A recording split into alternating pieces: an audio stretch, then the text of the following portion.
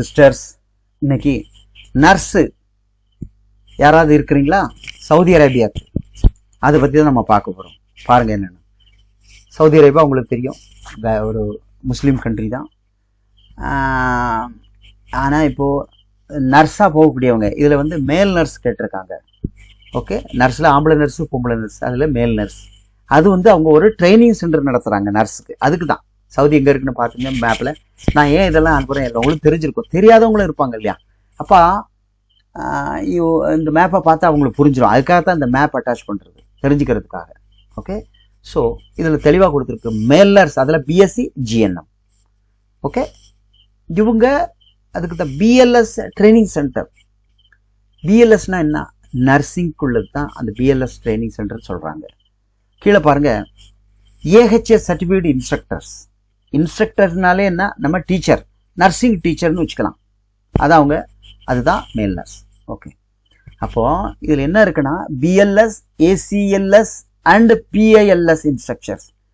இதெல்லாம் வந்து medical terms, எனக்கே அவ்வளோ தெரியாது. ஏன்னா அது நர்ஸுமார்களுக்கு தான் தெரியும், நம்ம வந்து ஏஜெண்ட் தானே.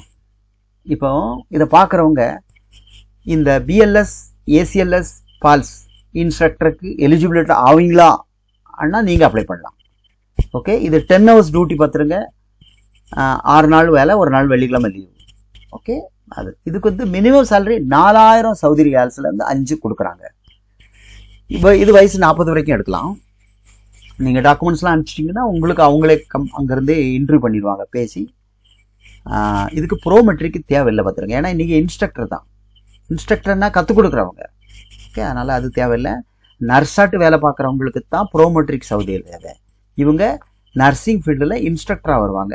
ப்ரோமெட்ரிக் இல்லைனா பரவாயில்ல, அது அங்கே போய் கூட அதுக்குள்ளே சப்போர்ட்டிங் எக்ஸாம் எழுதிக்கலாம்.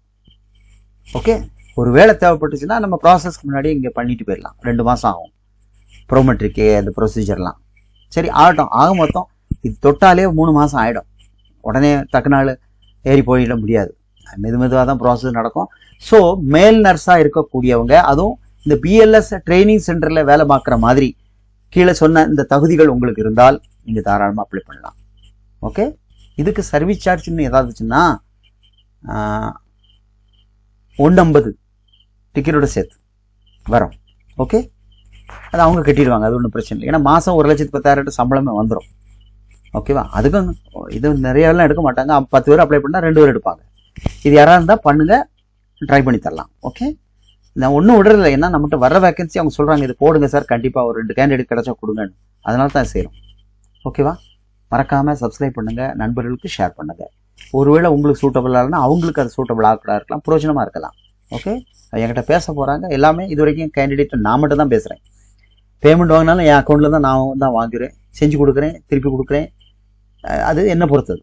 அதனால் பயப்பட வேண்டிய தேவையில்லை. நாங்களும் உங்களை மாதிரி ஒரு மனுஷன் தான், மந்திரவாதி கிடையாது. அங்கே கொடுக்குறோம், இங்கே கொடுக்குறோம், எங்கே மேலே கொடுக்குறோம். எல்லாருமே கரெக்டாக வேலை செஞ்சால் ஆட்கள் போயிட்டு தான் இருக்குது. இல்லைனா டிலே ஆகுது ஏதாவது ஒரு காரணத்தில், அப்புறம் மாற்றி போடுறோம் இல்லையா? ஏறி போகிறவங்களும் சந்தோஷப்படுவாங்க. பிந்திச்சுன்னா நம்ம மேலே மரியாதை குறையுது. கரெக்ட்.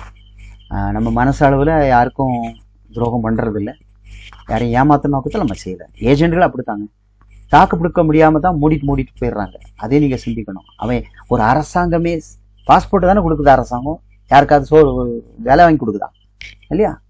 நியாயப்படி பார்த்தா அரசாங்கத்தை நம்ம சண்டை போடணும். பாஸ்போர்ட் கொடுக்குறியா, எங்களுக்கு வெளிநாட்டுக்கு அனுப்பு, இல்லைன்னா ஊராக ஒரு அலுவலகத்தை வச்சு கொடு, நாங்கள் அங்கே மூலமாக அடைச்சி போயிட்டுருக்கோம், ஏஜென்ட் மூலமாக கொடுத்து ஏமாந்து போகிறோம்ல. அதனால் அப்படி சொன்னால் அவன் செய்ய மாட்டான், அவங்களாலே முடியாது.